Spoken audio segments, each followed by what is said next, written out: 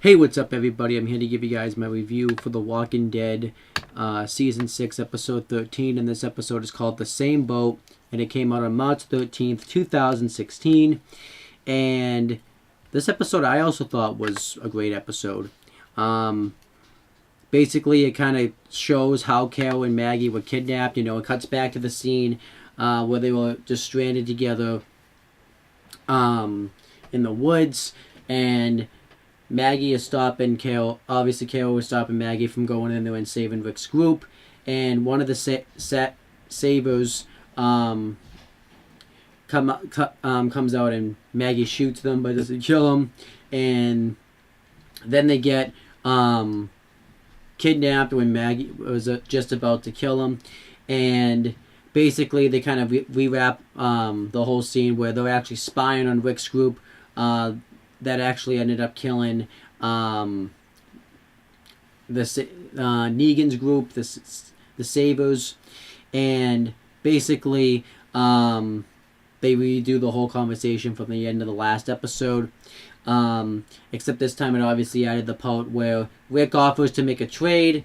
Primo, who was the guy from their group, for Maggie and Carol.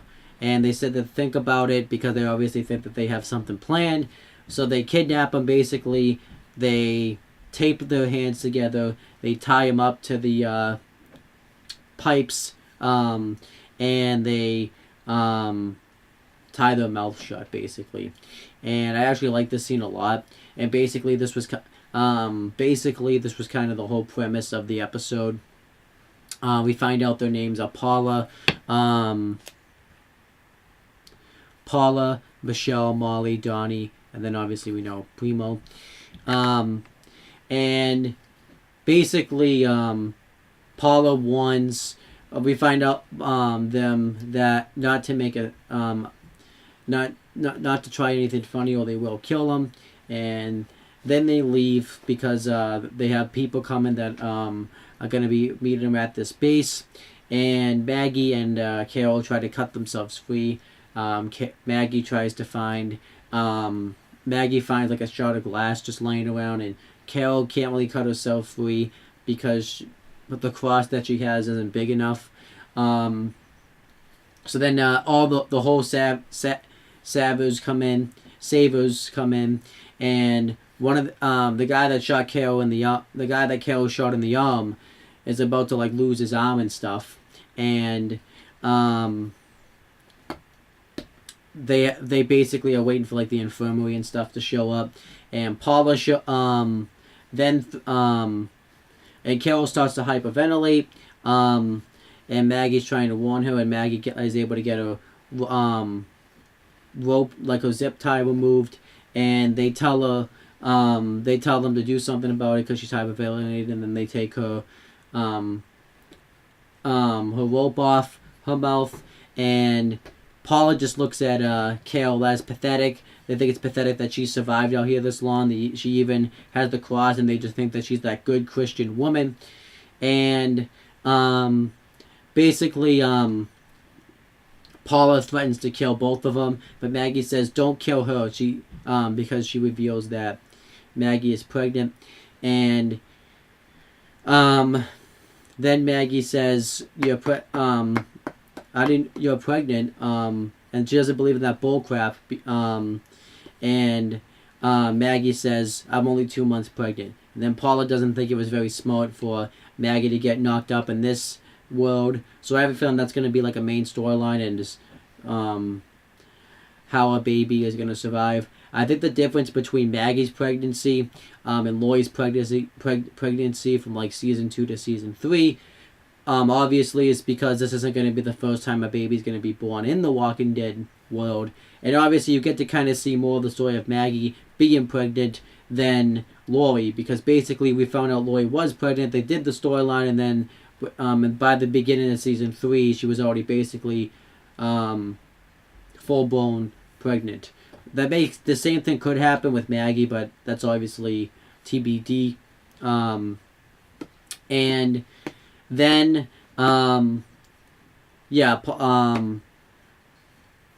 and then Maggie doesn't really like that she told her that she you know that she's not having it, and then they both wonder where what group they've been, where they came from, because of how well dressed and stuff they are. So Maggie forces Dolly to take no. So Paula forces Dollar to take Maggie into a private room and separate them. And So I thought this whole scene wasn't up. So then Dolly's trying to get the answers out of Maggie, and Maggie just throws up. And Dolly says that we can do this the easy way or the hard way. And basically says that if you don't talk, you die. And Maggie says that Maggie just doesn't talk. Basically, Dolly reveals a story about how she had stolen gasoline to see if she could find her boyfriend that ended up dying via explosion. And then Maggie asked if she knew him, and she said, I barely knew who he was.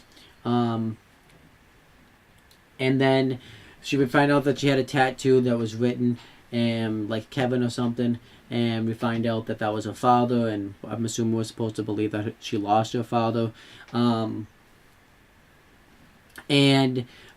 Basically, Dolly forces Maggie to give the answer. Maggie says that she doesn't plan on dying, and Dolly says, I don't either. So obviously that was supposed to be kind of like a face-off type of thing. I thought that was a good scene up. Then basically what happens next is basically the rest of the plot kind of focused around Carol and Paula. One of the things is that Carol yelled at Michelle for smoking a cigarette around Maggie when she was pregnant, and obviously Carol was talking about how those things are going to kill you. It's like, oh, they pretty much all they have. I'm a dead woman walking, and you are too. And then Maggie kind of and then Carol breaks and has one. Basically, Paula just kind of looks at Carol as weak because she's holding the cross, and she's constantly begging for mercy, kind of telling them what's going on with Negan's group, but doesn't really mention that they did it for Gregory's group, the Hill Climb group. And Paula then reveals what she was doing before the world ended. She reveals that she used to be a secretary, and that she always got her boss coffee and always made him feel good.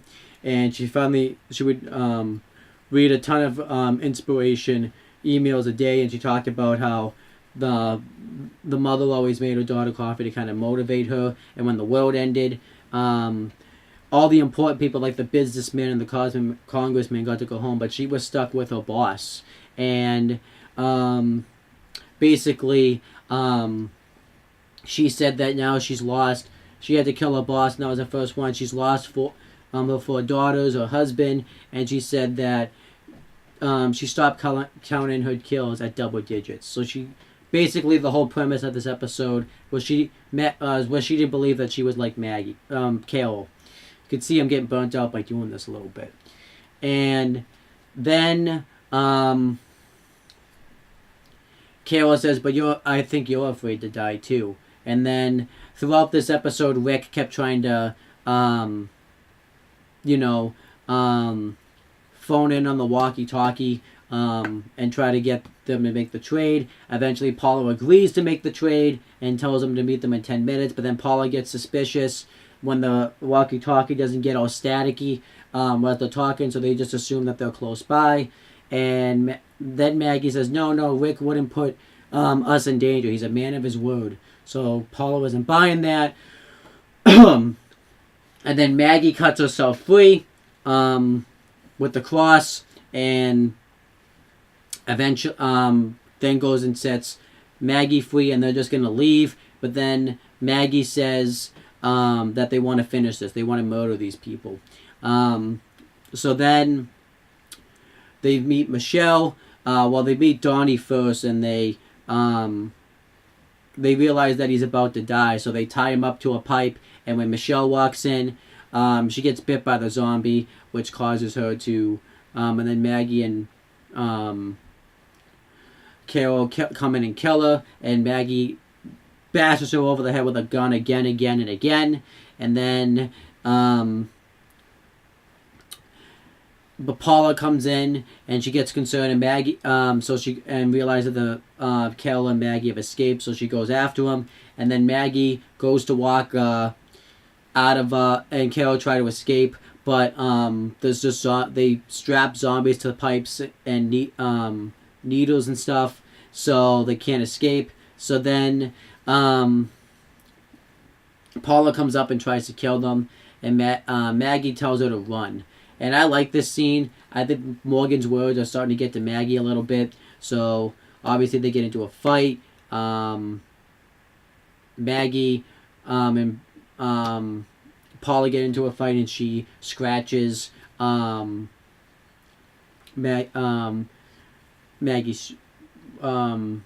stomach, and then eventually Carol comes in and shoots her, and then eventually Carol says, when she gets to her feet, she starts going crazy. Carol says, "I told you to run." They stab her she gets bitten by a walker, like right in the face. It rips her skin right off, and then basically she had contact come up, and then her contact walkie-talkies in, and then Maggie says to meet them at the kill place, the kill floor, and then when they go there, Maggie throws a cigarette in there, and the thing explodes. So all this fight and stuff, and Maggie and stuff being trying to escape, gets it up, and then Maggie's is so distraught about how many people she's killed, and Maggie says not to think about it anymore, and then Rick's group comes in, and Maggie tells them that they've killed all of them. Well, no, Carol tells them that they killed all of them, and Carol says that she just can't live this life anymore, and then Rick tells Primo that, "See, we've killed, all your people are dead, no one's looking for you, so now you need to talk and tell us where you got the motorcycle." And Primo says that he just found it laying around. He's like, "Where did you find it laying around?" And then Primo says, "You don't get it, do you? I'm Negan." And then Rick shoots him without hesitation, and then that was basically the end of the episode. It just shows Carol all distraught. So this episode was great. I thought it was just a nice, simple premise, and I kind of liked the scene with like Maggie and Carol having to escape. I thought it was very well done. I thought it was a great episode, 8 out of 10. Really no downs, so there you go. And yeah, I don't think this guy was Negan, because they've been talking about Negan throughout the past few episodes. I think it would have been a huge letdown if this was Negan. So if this guy is Negan and they just killed him off that quickly, this will get it down. But if he's not, then it won't get it down. So obviously that's TBD. So overall, like I said, great episode. I think I'm gonna watch one more, and then I'm gonna go to bed. So yeah, I'm gonna watch one more. I don't know if I'll do the review, but I'll watch one more.